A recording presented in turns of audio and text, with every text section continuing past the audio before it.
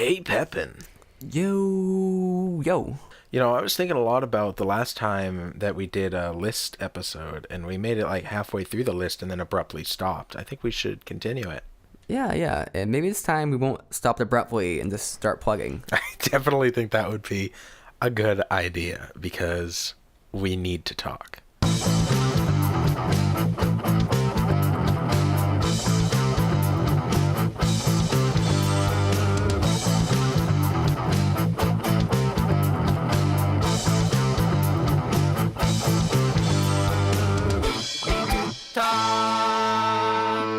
Welcome back. So glad you guys could join us. I am here once again with my best friend, Nathan Pepin. How's it going, Pepin? Yo, I'm here. Yo, Steve. What's up? Not too much. Glad you could make it. I got this list still going here. We're definitely recording on a different day, not the same day, just 10 minutes later.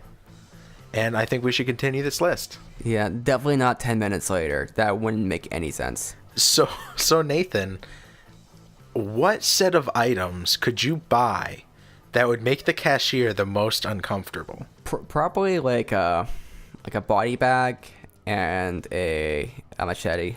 Ooh, that'd be pretty uncomfortable. I don't think they sell body bags, but anything that kind of implies murder, like this combination, like that. Yeah. Like the stain remover and trash bags and acetone. Yeah, stuff like that. Oh, it's because what makes people uncomfortable is when they have some sort of like ethical duty or some sort of duty or something they have to say. Like if you see someone like a stain on their pants, like you feel like you have to say something, or maybe you laugh at them, but a lot of times you feel like you have to say something. If you feel like someone's gonna commit a murder, it's like, oh, God, I gotta report this now. How about condoms, a teething ring, and a child-sized life vest, and lube? You're like, what? What is going on at their house? I don't know, cause that one you could create a story where, like, okay, he's got the condoms and the lube for his wife, and he's got a child that he is servicing. How about lube, condoms, and an I fuck kids t-shirt?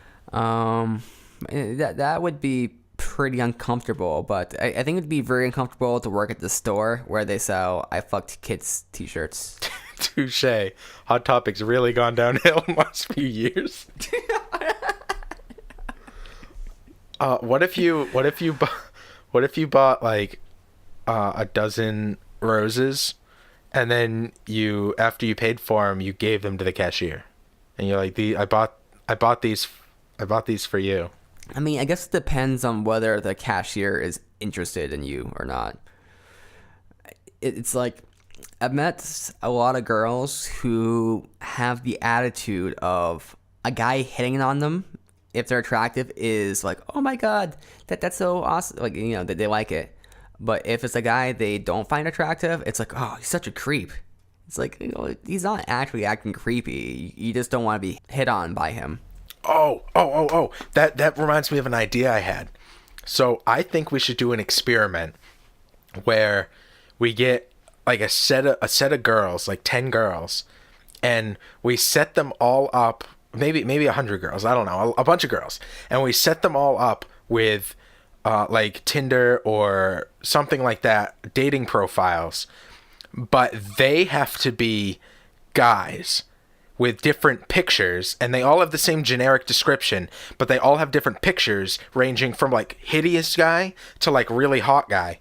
And then we challenge them to pick up women with these guys as these men, and we see how they do. I think they would do pretty well at it, to be honest. I just think it'd be really fascinating for the girls who have like really, really ugly guys. Their challenge, like we rate the guys 1 through 10.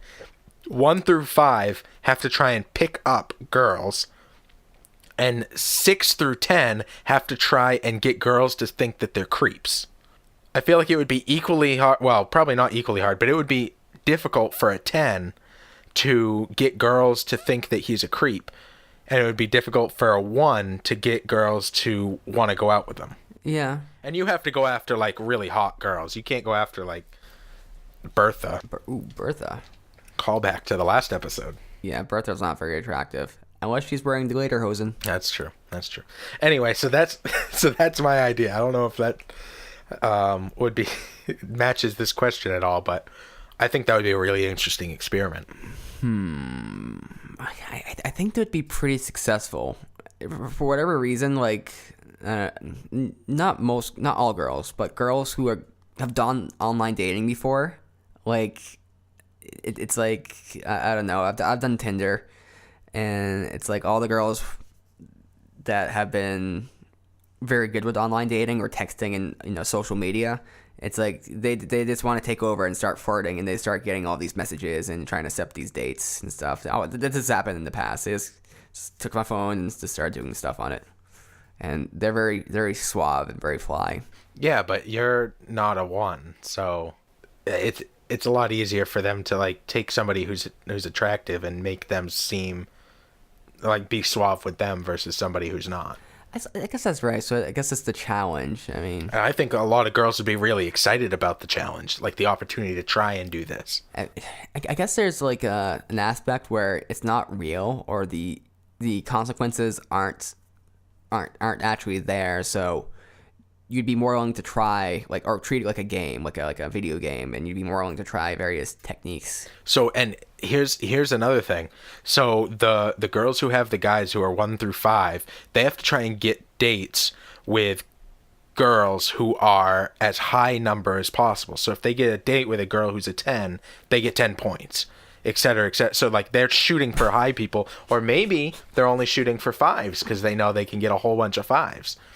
And it would have an inverse relationship for the girls trying to reject people. So if the girl who has a 10 is trying to get rejections, she gets rejection from a 1, that's worth 10 points. So there's a scoring system involved in this experiment. That's not subjective at all, I promise. What do they get for a high score? Like, The satisfaction of being the victor. would there be ethical implications to the study where it's essentially condoning catfishing? No. How is it condoning catfishing? No. It's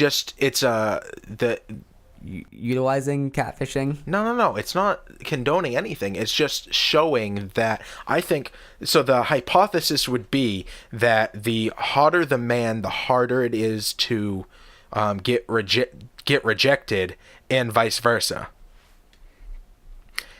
And if it's not a man who's actually doing the coercing or trying to, you're taking the man out of the equation, other than the physical nature of the man. I mean, What if you bought the cashier roses and gave them to her, but you also bought condoms and Tootsie Roll Pops? okay, if you give her roses and you bought condoms, that'd be kind of awkward. You also buy condoms, like extra small condoms with long-lasting numbing agents in them. Yeah, well, because the problem with that is if you're hitting on somebody and you have something which is related to sex, with someone else or with somebody in general, let's say condoms, but you're hitting on them and you're implying you want sex with them, or want something with them, romantic or sexual. It kind of sends a mixed message. It's like, yeah, I'm hitting on you right now, but I'm either gonna fuck either for you or some other person. Well, it's a suggestion. What if you buy roses, give them to the cashier, and you also buy a cinder block? I think they might understand that. I think that would be very, I think the implication will be understood. It's hard to know if they'd follow up with it, though. It's like that time that girl at the grocery store asked if you wanted to go buy some hot coffee. It's really good, she said. It is really good, I'm sure. It's another opportunity that I missed, because it's like, after the fact, my mom's like, I think that girl was flirting with you. I'm like, yeah, I know. It's like, oh, you didn't find her cute? No, I did. Shit. Fucking should have said something. Hey Nathan, what what's the funniest joke you know by heart? Okay, so this is one I came up with. Oh God. I may have told you before, but you still might find it funny again. So in Japan, I don't really have the joke set up, unfortunately. This is everything. But in Japan, they like sell panties out of like vending machines, which is weird. But what's also weird is apparently there's a trend over there where they want to show off camel toe, like the girls. I mean, maybe guys as well, if they can do that. But girls like to show that they have camel toe, so they buy these like padded underwear that kind of have like the little ridges in them, and it kind of like makes like a pseudo camel toe. When I've talked about this with my female friends, they're like, "Why would anybody want that? Like, I want to hide my camel toe. I don't want to like actually show it." And I definitely agree with that. And we discussed it a little bit, and they told me that they'd rather have like padded underwear in those circumstances where camel toe was highly potentially, where camel toe was big potential, and thought hard, thought long about that, and I think that would be called What? camel toe flash.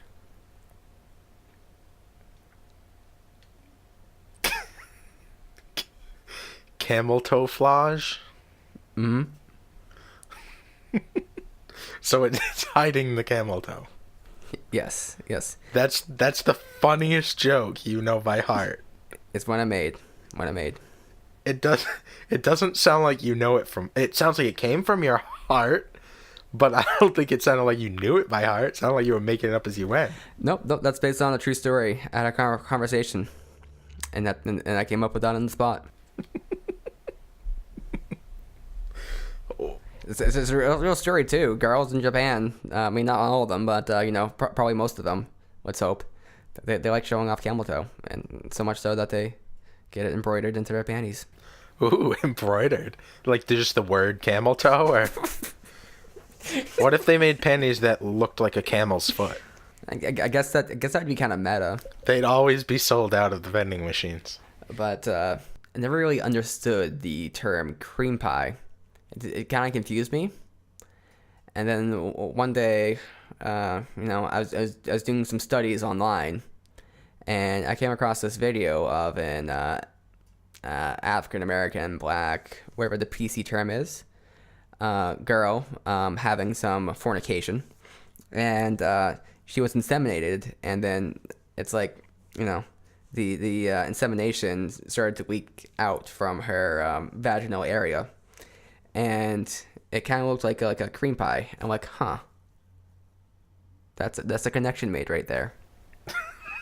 Wait, what part confused you in the first place that you didn't get it? Well, I didn't think it looked like I didn't see the relationship between like a whoopie pie or like a cream pie and like a cream pie. I thought it was just like, I guess it's creamy, and I don't know, maybe people find it delicious or something. I didn't really know why they called it cream pies, and like the visual connection didn't make sense. So it's like one day it kind of just looked like a whoopie pie. I'm like, oh, okay, that's where it gets the name. Okay, Maybe people find it delicious. I don't know. That part just killed me. Oh boy. You used to tell a lot of anti-jokes. I can't remember any of them. Yeah, those are kind of offensive, though. I mean, I guess. I mean, what's worse than breaking your arm? I don't know what. The Holocaust. That's true. It is worse. It's like, the way to do anti-jokes properly is you build up to them. So you start off light, with things that are, reasonably worse. Like, what's worse than like, stubbing your toe, breaking your arm. It's like, yeah, that is worse. Okay. And then you increase it from there. What's worse than not getting paid, losing your job. It's like, yeah, okay, that's true. You start getting to like varying levels of like insignificance with significance. Like, okay, these things are not on the same scale at all. So you have to build up to that point because it just starts getting more and more ridiculous, and you have to always subvert their expectation by getting just like 10 times more ridiculous each time. There's a logic to it. Now, unless you have any funny jokes, do we have another question? What's the grossest thing ever? Putting on a popsicle stick. Pudding? Oh, like Pudding. Not like wearing one. That's a weird image. Oh, okay, what? A bag full of dead babies. Yeah. Okay. What's grosser than that? Yeah. So I referenced this last podcast, but or last question podcast. There's a guy who stole his mother's coconut and decided to use it as a fleshlight, and he came into it repeatedly over about 2 months, and didn't empty out the semen or anything, and eventually there's maggots in it, and then he fucked it one time, and there's maggots crawling on his dick. That's really disgusting, but the wrong answer. A bag full of dead babies. I mean, that's just a Planned Parenthood. Come on. Do you see What's grosser than that is one at the bottom still wiggling. I think it's more disturbing than gross. How many dead babies does it take to change a light bulb? Are we really going with dead baby jokes now? Yeah. Babies can't change light bulbs. They're too stupid. Must be more than 9 because my basement's still dark. You don't like the dead baby jokes. I've been thinking a lot lately about kid sex. We're not going here. And pedophiles are fucking immature assholes. Yeah. That's a joke, Nathan.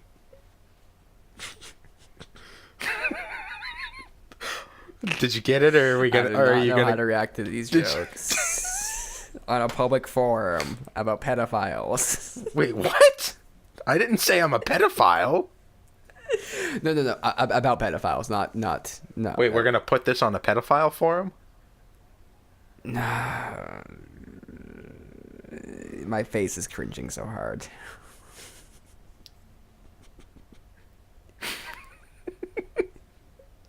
What's the best type of cheese?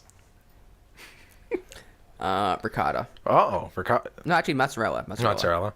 You like pizza more than you like lasagna? Is that what you're saying? Pizza is a lot of times it's 3 cheese, but mozzarella pizza is pretty good. Yeah, I like pizza a lot. Yeah, I eat a lot of pizza. Well, I mean, the key cheese in a pizza is mozzarella. That's true. I think cheddar is the right answer because it can go with anything. Well, not with a pizza. I mean, it's incorporated into pizza sometimes, but cheddar is pretty good. I have a whole thing of cheddar in my fridge right now. Munster's a good option as well. I haven't really tried Munster. Though sometimes what I do with mozzarella is like I buy one of those like little balls of mozzarella at the store, and I just like eat it over a course of a day. Yeah, I do that with giant meat sticks. By that I mean pepperoni. I used to do it when I was a kid. Yeah, it's delicious. And I learned that pepperoni is like a type of sausage apparently, which makes sense. I mean, maybe it's not technically a sausage, but it's same family. And I'm like, oh, I eat sausage. That's gross. And then I started liking sausage. So there's that. What are some fun and interesting alternatives to war that countries could settle their differences with? I just like the idea of a fun alternative to war. A fun alternative to war? Mm-hmm. What about if they played war with trading with like cards? That'd be interesting. I mean, not very. I don't know. Not very skill based though. Arm wrestling? Oh, yeah, there'd be a lot of broken arms. I'm sure that's true. Let's see. One idea might be. I mean, maybe this isn't fun, but solving problems which have verifiable answers to them, like complex scientific or mathematical problems. And you could say that countries do that to some degree already. Like you could say the Cold War was about that. But imagine that there's stakes to it. So let's say there's some problem like cancer, or some problem like some mathematical problem, some computer science problem that needs to be solved. If you had some sort of agreement with a country saying that the first to find the answer to this, and the answer being verified by each party and the third party representative, we will give up one of our counties, or we will hand over this amount of money or these resources. So that would, I think it'd be fun in a kind of a, there's no real losers if they win kind of way. That's my idea. Oh. So what if you broke up the entire world into like 500 regions, and each country held X amount of regions, and then it went around in a list from region 1 to region 500 straight down, and each region was up for grabs. So nobody owns it during the time period that the question is out there, and then whenever they solve it, whoever solves it gets that territory, and then you move on to the next one. And then region 2 is up no matter who owns it, and you just keep going. I don't know if that'd be quite, I don't say realistic, but I think people have a sense of pride or nationalism a lot of times, or maybe the word would be identity with the country that they belong to. It's like the trend with like Americans, for instance, is to kind of disavow their country a bit, or to not really identify as being, say, American, which I think is, I don't want to say understandable, but I'm not making any judgments because I don't really care about that. But I still think that if all of a sudden, like I don't know, let's say India or some other country, all of a sudden like we're our leaders, we'd be like, what the fuck? We're not Indians, or we're not Japanese, or we're not this. We're Americans. I think all of a sudden that the kind of identity or civic nationalism would kind of resurge. Maybe. I don't think we'd all of a sudden start saying, oh yeah, we're definitely Korean, or I don't know why I'm thinking of all East Asian countries, but let's say Russian. Yeah, this week I'm South African. What's the best Wi-Fi name you've seen? The one that I use, which I think is pretty clever, I got this from my former roommate, is my Wi-Fi password is capital LOADING ... loading, essentially. And it's anyone who thinks for half a second realizes it's like a Wi-Fi network called loading ... But when you're just kind of looking for Wi-Fi networks, you kind of instinctively think like the Wi-Fi network name is actually loading, and you don't click on it. You don't try to get access to it. Oh, that's a good one. I don't know how my roommate or my previous roommate thought of that, because that is pretty clever. Very clever. How many chickens would it take to kill an elephant? About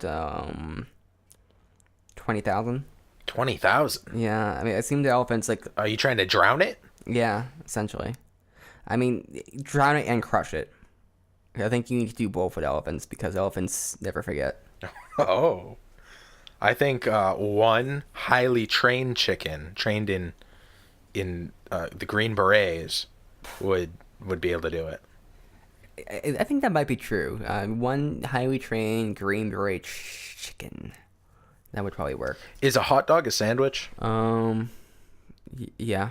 Are you sure? Like, what makes it a sandwich? Just that it's meat between bread? What makes it a sandwich? Yeah, meat between bread, or some kind of some sort of item between bread.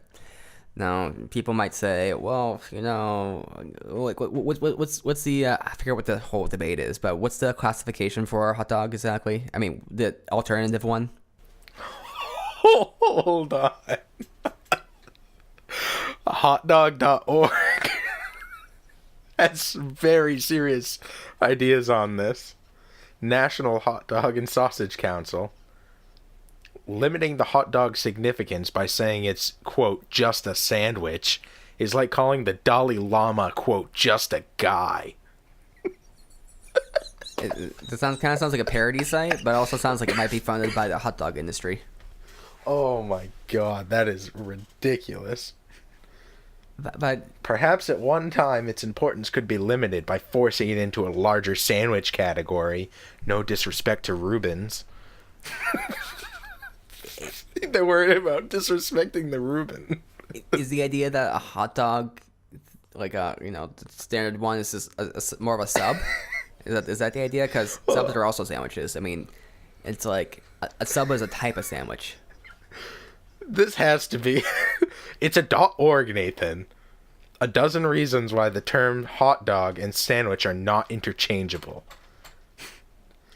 If you were watching a great athlete showing off during a game, you don't call him a sandwich. I mean, that's true. That's true. What was your take on the hot dog thing? I really could not care less. I mean, it's a sandwich, right? It's meat between bread. Like, what's the definition of a sandwich? Let's see what Google says. I think it's just things like some sort of item contained between bread. I mean, I think it's the basic definition. Though I think I take that back, because I think the more general idea would be some food item which is contained between two identical or one single flat piece of a item. That's a little like too vague. I can improve upon that definition, but it's like bread is usually a thing. But I've seen like I think McDonald's had this for a little bit maybe, where they use like two like chicken patties and put like a whole bunch of stuff between it, so it's like a sandwich made from like like chicken stuff, and the chicken's what's the bread. And we still consider that to be sandwiches, and you can do that with other stuff too. Like you use like some other food item as the bread when it's not bread at all. But doesn't it kind of transcend a sandwich in that it's its own thing? Well, it's like the measurement for a sandwich is like we kind of think of sandwich as like a general concept as some filling item in between two pieces usually.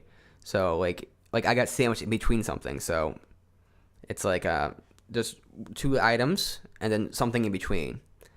And technically that item or the thing that's kind of sandwiching the thing, it could be one thing, like a flatbread maybe, but in general it's two things. But it can be generalized to just one thing or something containing something on different ends. But it's a very metaphorical term, so I think it has more general application in that sense. Like, is cereal soup? I wouldn't consider it to be soup, because for my definition of soup, or for the way that I measure soup, it is hot. You can have soup cold, but soup is served hot. I don't really think there's any soups that I can think of that are cold. Gazpacho. I don't know what gazpacho is. It's a cold soup. I can't comment on it, but maybe that's an exception, or maybe my categorization isn't proper. But in general, soups are hot. Maybe there's an exception. There's always an exception to the rule. I think in general you're definitely right, but there are definitely quite a few cold soups, in Korea, in Spain. Yeah, places like that. That's where stuff gets confusing though, because it's like, do things really break the English, rules, standard English language rules if they are from other countries? Because the whole etymology of those different dishes, that they're completely different. So like in the European kind of languages, they kind of grow out of these ideas like soup is hot and stuff, and then you have different kind of ideas about that kind of stuff. And then Asia might speak completely different with their dishes, so It's like, what do you call this? Well, I guess it's a soup. Okay, so it's like Would that make a calzone a sandwich? a calzone. Yeah, calzone's like a sandwich. Though the thing about calzones, though, I don't think they're technically sandwiches. I think you could call them a sandwich, because for general ease of convenience with categorization.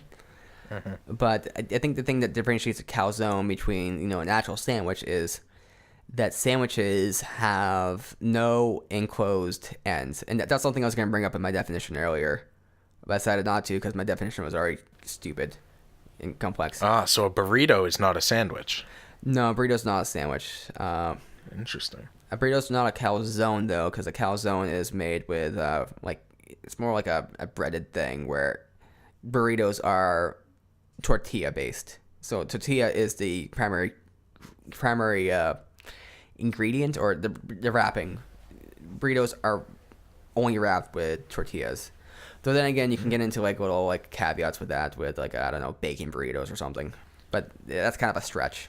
What's the weirdest thing a guest has done at your house? Was it put butter in your ear? So I put butter in the guest tier, but I was thinking about that time, and something that happened during that time was I got strawberry milkshake syrup sprayed or poured onto me in the shower, or he squirted it all over me when I was in the shower, which wasn't very effective, but it was his revenge for putting butter in his ear. That's a pretty good one. Oh, what about streaking? Streaking? Yeah, that was weird, because I don't know why he started streaking, because he's like, let's go streaking. It's like, okay, well, we'll watch, and he still did it by himself. It's like, man, yeah, but we're not gonna ruin this great time here. And we started like the sort of like flapping in the wind, which is kind of awkward. It's like, You remember the sound vividly. it was a little awkward. It was like, okay, that's his junk slapping up against the stomach. Okay. And it's not something you expect, but it's something that you realize you should have expected.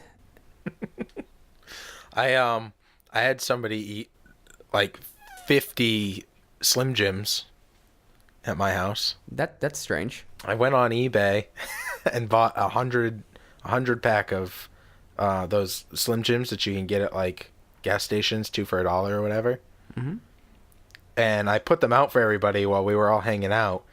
And one guy just like went through like half of them by himself. That's kind of a dick. And I was like, really? Okay. Really? He takes advantage. I'll say. Holy crap. I guess I was awkward one time.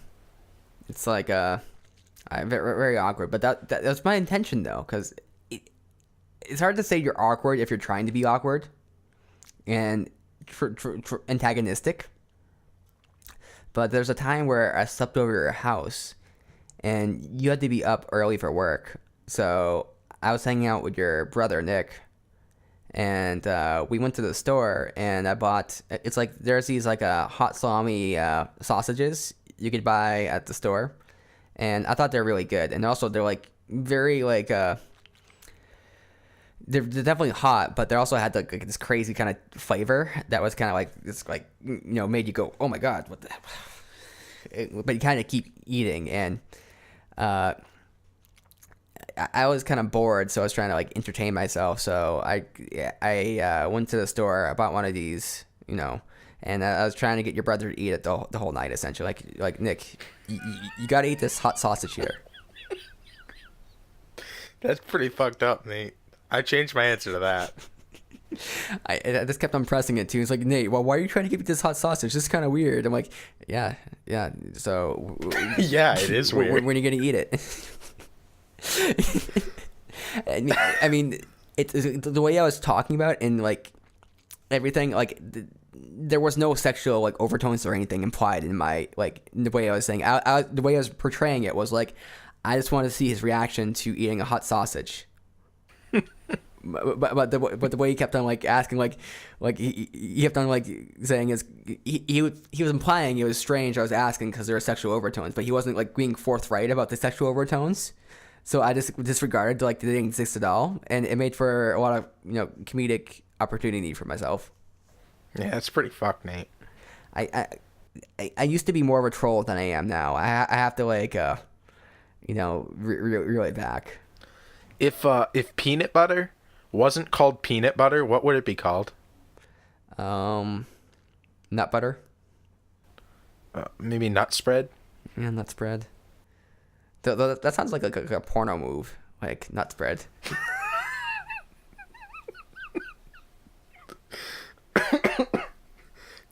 George Washington Carver and his famous nut spread.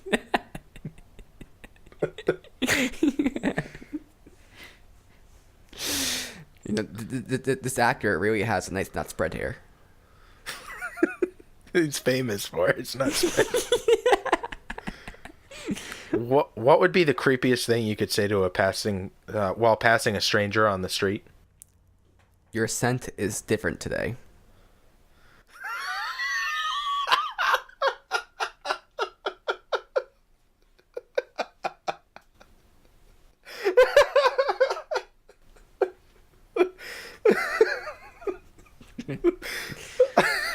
I was thinking like welcome back or like something like that, but like that's way weirder. I was just thinking, people get really weirded out when you mention their smell. I mean, unless you put some sort of cologne on or something, like, and it's very strong. But people get very weird about scent, like comments on smell. You